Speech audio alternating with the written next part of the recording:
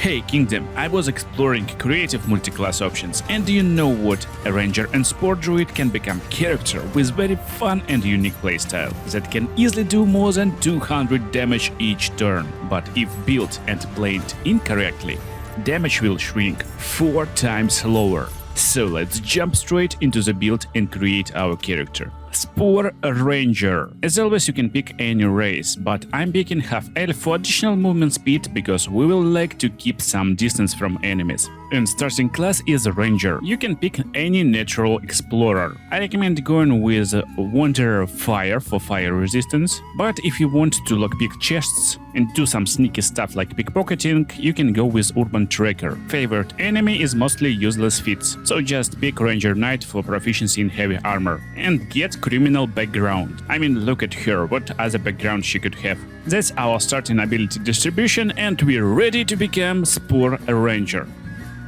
Let's do this. After getting out of the ship, you will be on the beach and already level 2, so that's what we're doing on early levels. While most optimal way will be to continue as Ranger, I want to play as SPORE Ranger as fast as possible, that's why we're picking Druid on level 2. You know why to build character if you only can start playing him from the Act 2 or even 3. So for cantrips I pick Turn Whip and Guidance. For spells I'm going with Fairy Fire, Enhanced Sleep and Long Strider, or Healing Word instead of Enhanced Sleep, if you need more supportive options for your party. And on 3rd level we can already pick our subclass for Druid. It will be Circle of the Spores, for SPORE Ranger of course. That's where we can get Enhanced Sleep on our prepared spell list, or just get Thunder Wave. And first of all just throw your wild shape into garbage, because that's everything you will need as SPORE Ranger. Biggest problem with Druid multiclasses that everything that uses wild shape charges is scaling with Druid level. And right now we can cast a symbiotic entity on ourselves to get 8 temporary hit points, and every damage instance will do additional necrotic damage. So why do we need this Long Strider and Enhanced Sleep? Because most important task for us is to keep distance. With Long Strider we can add a lot of movement speed, especially if we are half-elf with wood half-elf sub-race. And as dexterity-based ranger, you want to have a torch in your inventory. Make sure to light it up and you can drop it on the ground before the fight. So get best bow you possibly can find and just dip it in the fire. So even basic bow can do up to 20 damage on these early levels. And while yeah, you can use something like Turn Whip to pull targets towards you, it's better to keep a distance, because when you take damage, it's very likely that you will lose all your temporary hit points. And you know what will happen with our additional damage? And it's gone. What? It's gone. It's all gone. So your goal right now is to learn how to keep a distance and do damage from far. The spell that you will like to use is Fairy Fire, that will give advantage on attack rolls. And for now we can use bonus action for Healing Word to heal our teammates who is in danger. If targets come close, just use Thunder Wave and push them, but again mostly just hide on bush and drop some arrows. And on level 4 we get a Ranger again. Pick Ensnaring Strike and Hunter's Mark as your spells. And while you possibly want to have archery as your fighting style, for this build we're going with 2-weapon fighting. And now you really can forget Fairy Fire and get Enhanced Sleep instead of it. So why do we need Enhanced Sleep so much? It will greatly increase our jumping distance, and we will be able to keep distance from enemies, because these 8 temporary hit points will stay with us until end of the build, and every hit that enemy will make can take half of our damage.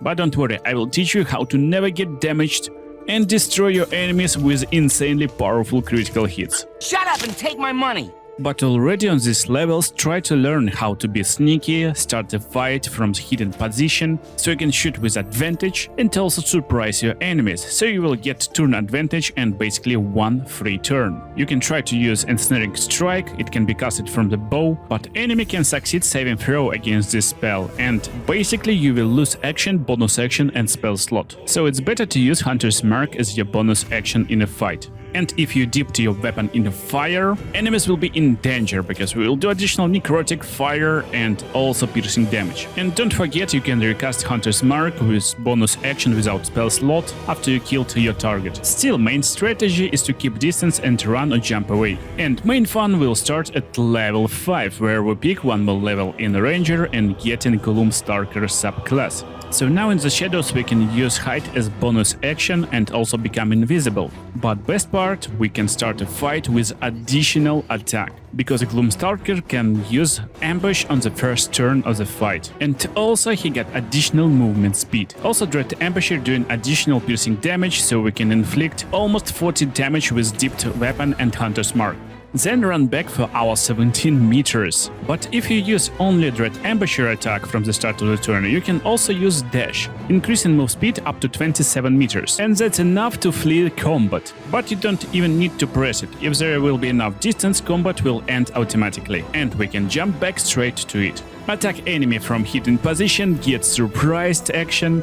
So now we can do 2 attacks on the first turn and then just run away on the second turn if needed. We're already pretty cool and unique character. But now let's get insanely OP, because instead of bows you want to go to Myconid colony and talk with their Bonecloak. She's selling hand crossbows, that's the weapon we're looking for, and that's why we picked 2-weapon fighting as our fighting style.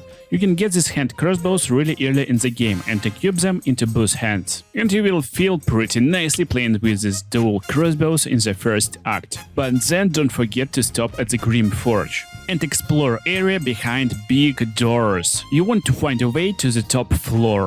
And right behind these doors there is a chest with the hand crossbow we're looking for.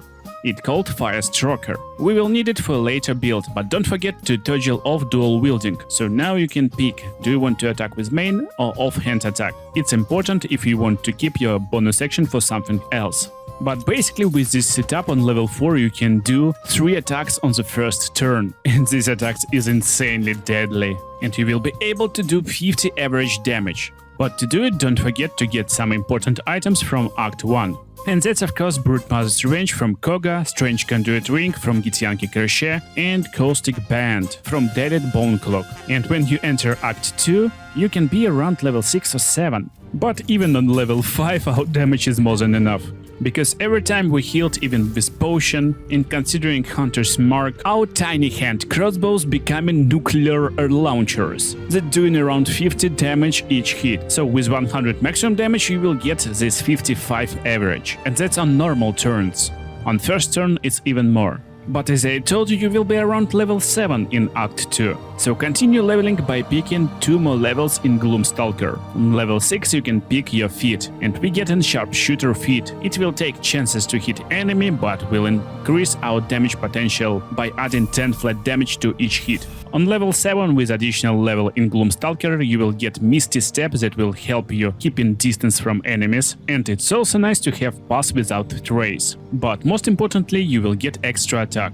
And let's jump forward a little bit. On level 8 you will probably end Act 2, and that's where we want to add 1 more multiclass. We get in Fighter with Archery fighting style. By leveling like this, our crossbows will hit targets more often, do insane amount of damage, but you can spice it up with the right gear that you will get in Act 2. From Last Light In, get Float Helldusk Gloves. They will add 1d6 fire damage to your attacks. And don't forget to visit Moonrise Towers, especially Trader in the main hall, Raw Moonglow. And you're looking to buy Drake Throat Glaive from her. And it's better not to use it yourself. Instead, go to Withers and get Hireling, or drop this blade to your party members. And ideal party member will be Sorcerer with Metamagic Twinned Spell. And if you want even more broken party member, then add Wizard Multiclass to unlock magic weapon when Wizard will reach level 6. Also, you can learn invisibility spell for your hireling to make ambushes more easier. And that's how you want to start your day. Drop 2 crossbows on the ground.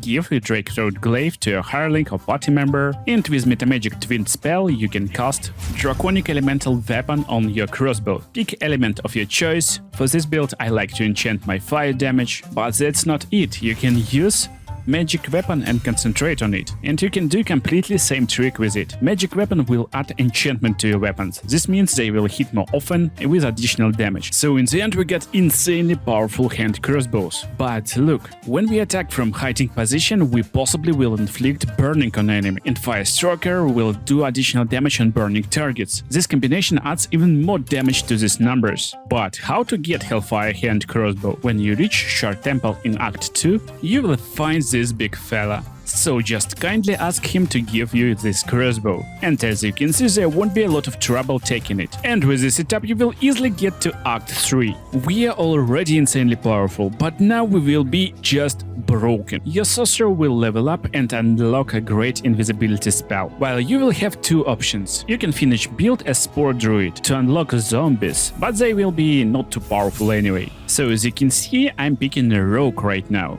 And most of the time people like to pick thief subclass with this build, to unlock extra bonus action for additional strike with your offhand crossbow. But instead we're taking assassin subclass right now, with a lot of cool features for ambushes, and also finishing build with level 4 rogue to unlock +2 dexterity feat. And here we are, just cast great invisibility on yourself with your party member. And now you can start demolishing your targets, because every time you're doing any action like Hunter's Mark or even attack, you will take stealth checks. Every check difficulty will increase, so you can cast Pass Without Trace, sacrificing a little bit of damage from Hunter's Mark, but greatly increasing chances to succeed these checks. And honestly, from now on you're basically invincible, while enemies will be destroyed in single turn every time. You can even start playing Baldurs Gate 3 as action RPG right now instead of turn-based, but anyway, invisibility will be over. That's not a problem, because you're still Gloom Stalker Assassin, so you will most likely have first turn in a battle and just unleash these crazy damage numbers upon your enemies. Dread Ambusher is just insane, but even that's not it. I recommend sticking to the shadows, where you can cast Umbral Shroud on yourself, and while not leaving a shadows you can reposition yourself, enemies will try to find you and will fail it. The fight will end, but you can start new one immediately. This will surprise your enemies, you will get free turn, and also as assassin every hit will be critical hit. So now you averaging 260 damage per turn on first turn, and because surprised enemies skipping this first turn, you can hide and start new fight on the next turn. So every turn is first turn for you, and it's last turn for your enemies. Oh my goodness. This build is insanely fun and cool, but you always need to make sure that you're not getting hit or you will lose a lot of bonus damage, because even on level 12 we got only 8 temporary hit points. So I hope you enjoyed this build and you will have blast playing it in Baldur's Gate 3. Make sure to check other cool builds on the screen right now, they were fun, unique and got insane damage too. See you in the next videos.